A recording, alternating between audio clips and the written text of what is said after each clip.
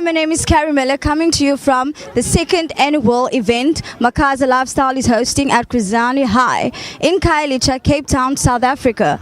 Today I will be speaking to the principal of Krizani High as well as the founder of Makaza Lifestyle. Let's go see what the event is all about.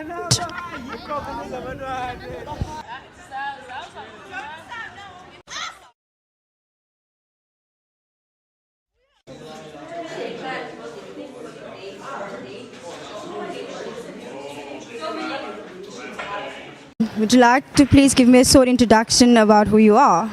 Good morning. My name is Mahlushana Madoda, principal at Christian High School in Khayelitsha.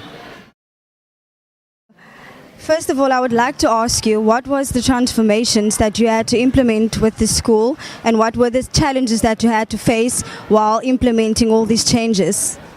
Yeah, we are coming back away from the school. As I joined the school in 2010, there was a lot of issues that we were having as a school faced with. One of the issues was a lot of ill discipline among the learners, and also there were gangsters within the school and the community. So we had to focus on key things that have got to develop the school in order for the school to respond better within the community. And we had to present and project the school as a positive center of excellence within the community. And therefore we started to have a debate and programs to better up the schools in terms of academics. Back then, 5 years ago in 2010, the school's performance was at 44% in the grade 12. But we had to sit down and said this can't be acceptable, that as we produce results, we can make only 40% benchmark. We had a lot of work that we did, which incorporated involvement of parents, teacher support, preparation of teachers, and also dealing with learner discipline. So that on its own created a change onto the way we do things at the school.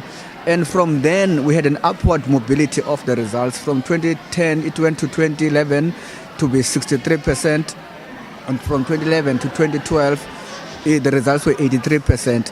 And since then we have been achieving more than 80% results at the grade 12s, and mostly our learners are contributing and are furthering up their studies at the institution of higher learning.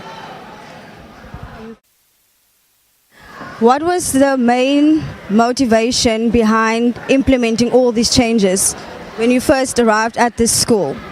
The main motivation for me was to impact change, to have a lasting legacy within the community, to be proud of where I work, to make a meaningful contribution, because we are investing on the young people of this country, in particular the black people, where there has been no hope. And we're trying to change that particular image about black people, people in the township, young kids who are trapped in poverty and on unemployment and on other ill effects in the community.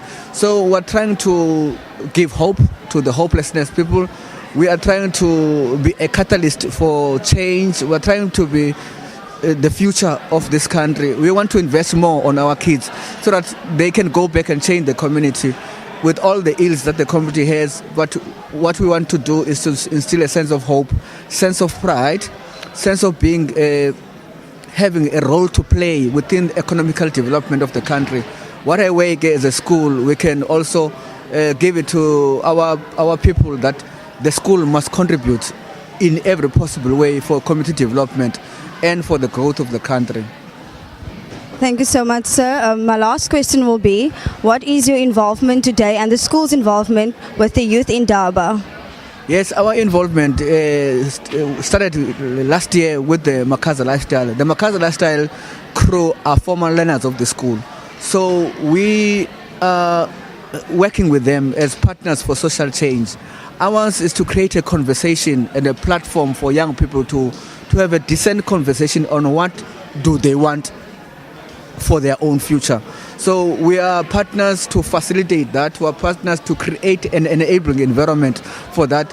We are partners that seek development within the community. So we know that other young people, when they talk, when there is an influence among themselves as peers, things becomes better. They listen better to their own peers. They work together with their own peers. So for us as a school, we are just here to support them.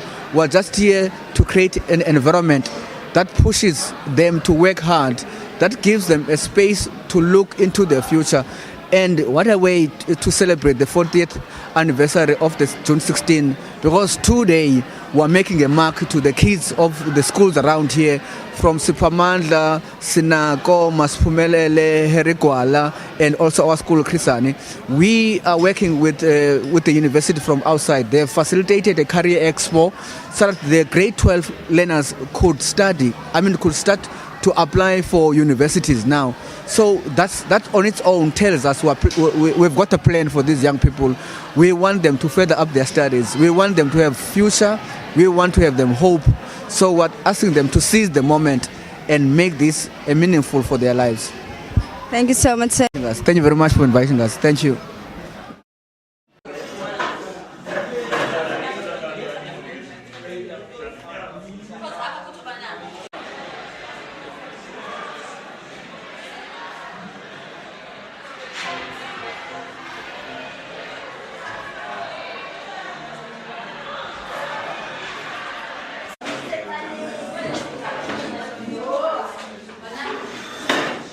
Welcome to What's On. Can you please give me a short introduction of who you are?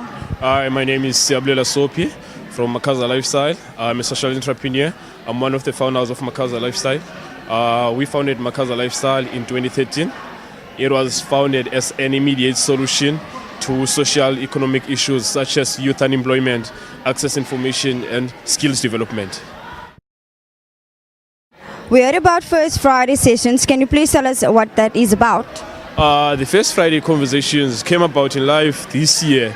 It was an extension of what we did last year, but we wanted to do something that will be ongoing, that we'll host every month. Remember, last year we did events on a quarterly basis. We did every after 3 months, but this year we decided, no, let us bring a tool, something that will be valuable and effective to people. People couldn't wait anymore for our events, because last year we did a June 16 event, and they were asking, can we do another June 16 this year again? Impossible. That was impossible because we can't do a June 16 twice a year, because we only get one June 16. The First Friday came into life. We host every first Friday of the month. We host a session.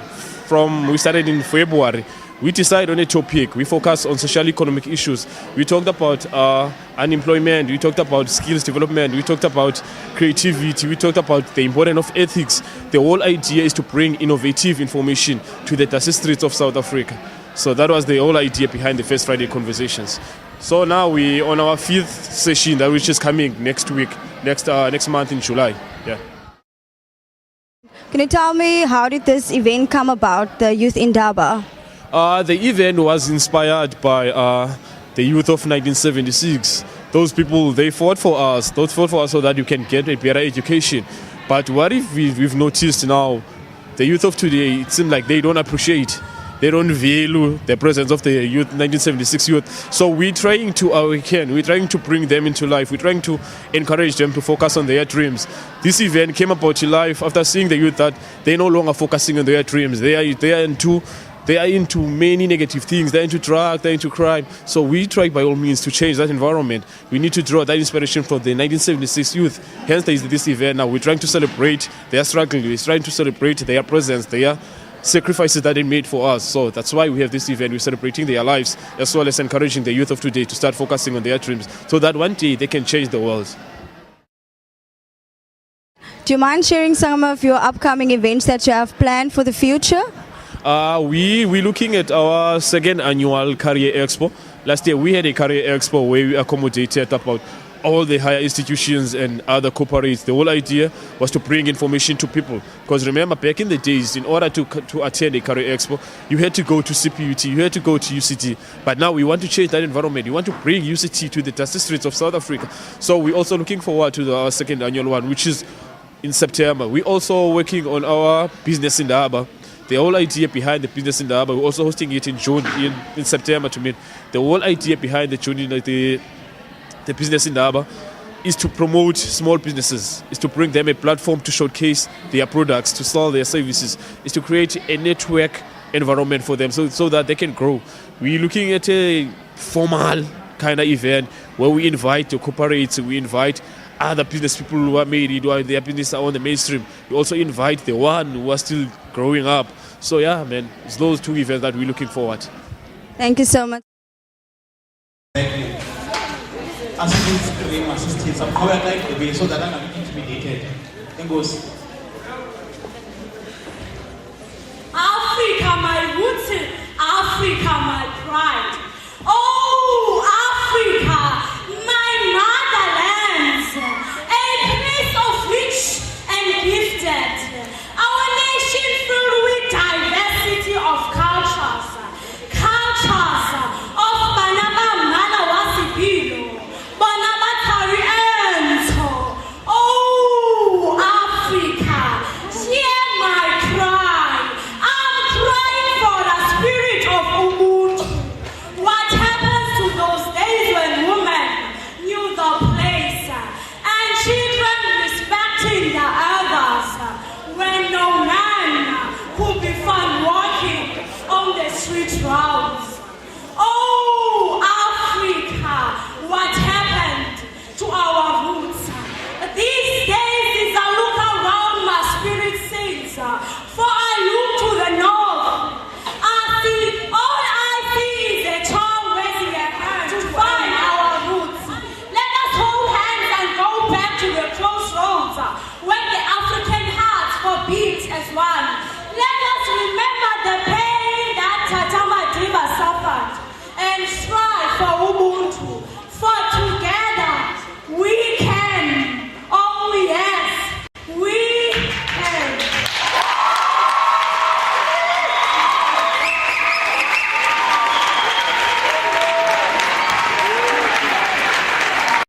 Thank you for joining us on What's On, the only online TV show that tells you what's really going on in Cape Town. I'm Carrie Miller signing off right here on GSP Events TV. We like GSP Events!